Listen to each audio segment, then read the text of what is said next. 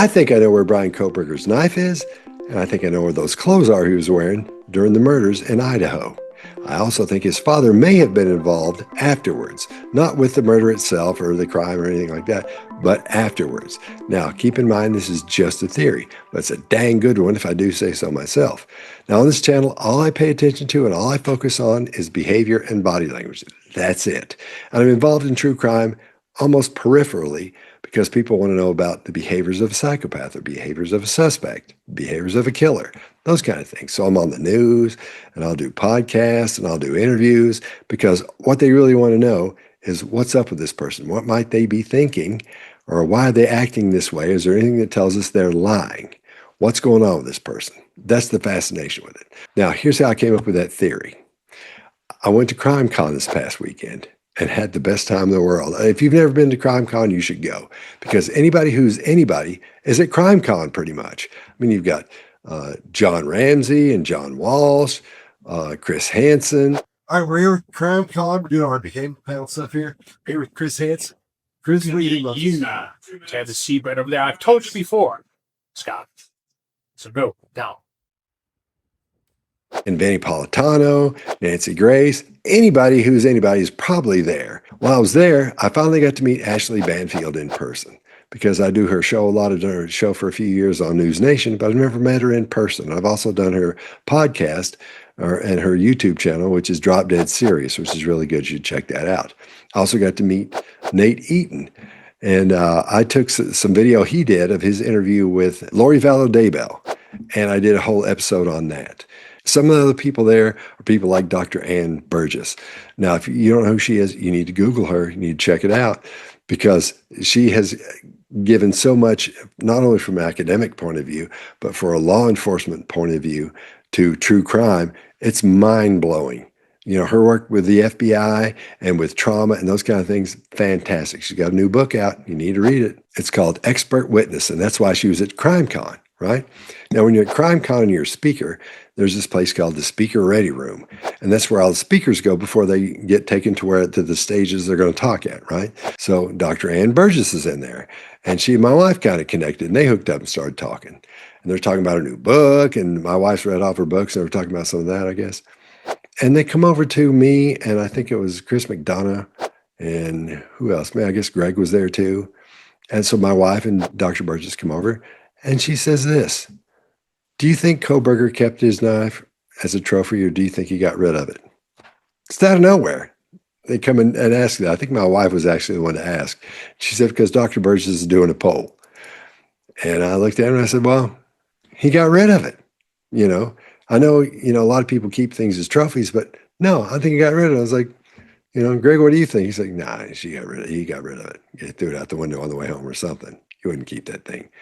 And they thought, my wife and Dr. Burgess, I got the impression that they thought he kept it as a trophy.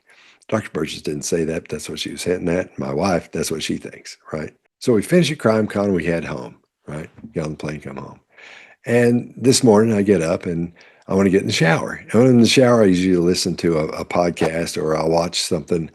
And so I saw Ashley had a new episode coming out. And in the back of my shower, on the shower rod back there, I could hang my iPad because it's got this magnet on the cover and it'll stick to it. I can put it over, it'll stick to it. So I can sit there and do my hair and take my shower and watch a YouTube video, right? So I'm watching Ashley's, and her episode is on Kohberger's selfies. There's this team of digital forensics people that got these selfies off his phone. And somehow Ashley's got them on her show. And she's showing him and talking about him, right? And I was like, oh, that's interesting. Showing him, in his house, he's a selfie of him in like the bathroom. And then his hobby was hiking. So he's up, shows him, a selfie of him while he's hiking, a couple of those. And then another one in his bathroom looking at the back of his pants because apparently he's bought a new pair of pants and don't know if they fit good. So he's checking himself out in the mirror, And you should watch this episode. It's really good. I'll put a link to it below. So she's talking about these selfies, right? She's talking about Kohberger. And then she says this. This was his backpack of choice. I wonder if he took it the night of the murders. I wonder if they found it among his belongings when they executed warrants. I wonder if it got blood on it. I wonder if he left it in the car with his change of clothes. Or I wonder if he threw all of his bloody clothes into that backpack and then hurled it into a body of water or buried it somewhere along the way. I still think maybe at some point, you guys, I still think that someone is going to unearth Bryan Kohberger's trove of post-murder evidence. And not long after, she says this. The vibe in that bathroom is disgusting, as is he. But the bathroom itself, when we looked at the police photos, was like spick and span clean. But that shower curtain in the background there, that was missing when police came in. That shower curtain may very well have been disposed of because Bryan Kohberger's showering when he got home from the murders probably would yield some evidence, right? The splash of maybe some tiny particle of blood could be on the shower curtain. So the criminology PhD decided shower curtain's got to go. So now keep in mind when you're in the shower, you probably have some good ideas. Some things come to you. You think, I should do that. That would be fun. Or, wow, I forgot I've got to do this. Reason being is when you're taking a shower, you're doing something you've done thousands of times, right? Your hands and arms, your brain knows tells them what to do, and they just do whatever. That pretty much leaves the biggest part of your brain, the most part of your brain, free to think about whatever it wants to, right? So I'm in there watching Ashley talk about these things, and my brain goes crazy. It's like, man, something's going on here. You're missing something with this whole Kohberger case. Again, keep in mind, I don't focus on cases. I just focus on the body language and behavior of the person involved, right? Something was bothering me. I didn't know what it was. So I get out of the shower and, finally her episode's over and I'm getting ready. And I said, well, let me take a look at Nate's channel and see what he's doing because his new episode isn't out yet, right? So I get on there and it was the video of Kohberger when he was pulled over by the cops. You know how on YouTube, how you'll watch something and they'll show you something else that's kind of like what you watched. That was the body cam video of Kohberger being pulled over, not the one with his dad. And so, but I started thinking about the one with his dad. And after that, the one of his dad, he and his dad getting pulled over shows up. And I watched that. And I remember thinking, I've done this on News Nation. I've talked about this on Newsmax. I've talked about this on this podcast and that YouTube channel. Everybody that asked about it said, come on, talk about this. I was like, yeah, okay, I'll do that. And I talked about how the father looked a little bit awkward because he was probably a little bit embarrassed of the situation, his son getting pulled over, and his son had autism. And so he's aware of that. And it makes him uncomfortable because you could see some stress on him. Then I started thinking, I think this is the first time I've ever had that same thing that women get, where they have that woman's intuition thing. Because my brain is telling me something's up and to pay attention. I can just feel that. It's the same thing when you're interrogating somebody and they say something that just flips right by, and a couple minutes later you think about it and you go, wait a minute, something's not right here.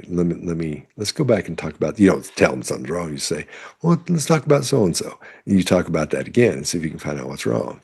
It was that feeling you get when something's not right, okay? And I'm thinking about all these things. I started thinking about Dr. Burgess. And I remember her saying, and my wife standing there smiling, and she's saying, do you think he got rid of the knife, or did you think he kept it as a trophy? And when I said, I think he got rid of it, her face changed a little bit. I could tell she thought differently. I think she thinks it was, she says she's just taking a poll, because my wife actually said, what do you think? She said, I'm just taking a poll, and then they talked about it, and my wife won't tell me because I think, how chicks are. So anyway, so I'm thinking about all these things. And I go in there, I'm getting ready, put my clothes on, everything. I'm thinking about all that. And it dawns on me. I think, and it's just a theory. Keep in mind, I'm not saying, just listen to me. It's just a theory. It's just what I think, but I think it's plausible. All right. I think he went and committed these murders. I think he planned it out. I think he was meticulous with the way he planned things out because he's autistic and he's obsessive compulsive. So everything had to be perfect. If you look at those pictures, again, those selfies, you'll see in the background, you'll see the pictures that the police took, the detectives in his house, the forensics people. Man, there was no dirt in there. This guy was all the time, vacuuming, cleaning things up. He didn't have a lot of stuff either. Very basics, just minimalist the way he lived. Not a whole lot of stuff. But he did have a big whiteboard in there, and he had a bunch of stuff written on that. And the plan for the murder wasn't on the whiteboard. but he'd planned it somewhere. He put it somewhere because he had a plan for it. That's what that personality type is. Very, very particular about things and how to do something. And being a psychopath, the same way, you don't want to get caught, right? So every psychopath thinks they're committing the perfect murder and they're going to get away with it, right? When they do that, serial killers. So it dawned on me that after he committed these murders, he did come home and he did take a shower because he's got a selfie of him and the metadata says it was after the murder. What Ashley brought up was, I think Lindsay figured out, her producer, Lindsay Heller, and said, look, the shower curtain's missing on this, right? In the one that the police are looking at. And this was after he had gone home with his dad, right? So I think what happened was this. After he killed those people and came home and took a shower, I think Dr. Burgess and my wife are right. I think he kept everything as a souvenir in that backpack. Remember what Ashley said? Or I wonder if he threw all of his bloody clothes into that backpack and then hurled it into a body of water or buried it somewhere along the way. I still think maybe at some point, you guys, I still think that someone is going to unearth Bryan Kohberger's trove of post-murder evidence. And then remember she said this? That shower curtain in the background there, that was missing when police came in. That shower curtain may very well have been disposed of. And remember, Kohberger was pulled over 2 times on his way to Pennsylvania with his father. It was a month after the murders. How you doing? How y'all doing today? Good, good. The guy flies there to see his son, and his son tells him what happens. Kohberger says, here's what I did. He said, I've got the knife and clothes in that backpack. And his dad says, no, man, you can't do that. We can't keep this stuff.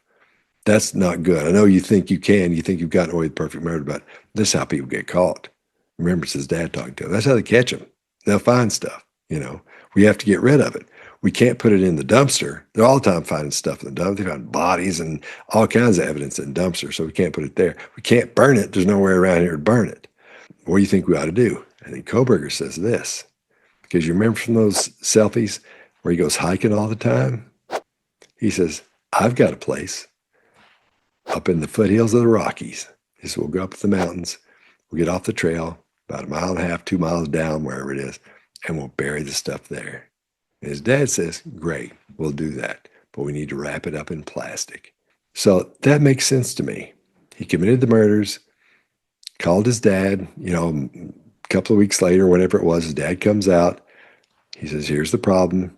How are we going to take care of it? They wrap everything up, bury it in the mountains, and then hoof it to Pennsylvania. That's my theory. It's just a theory. I'm not saying the dad had anything to do with it whatsoever outside of my theory that everybody has their own. I'm just telling you what mine is. But you tell me what you think. Let me know in the comments. As you know, I read every comment that comes down there. I'm going to read it. I love doing that. See what everybody's thinking, you know? So pass this video around. See what your friends think about it and let me know about that as well. Or have them comment on it down there because I want to know.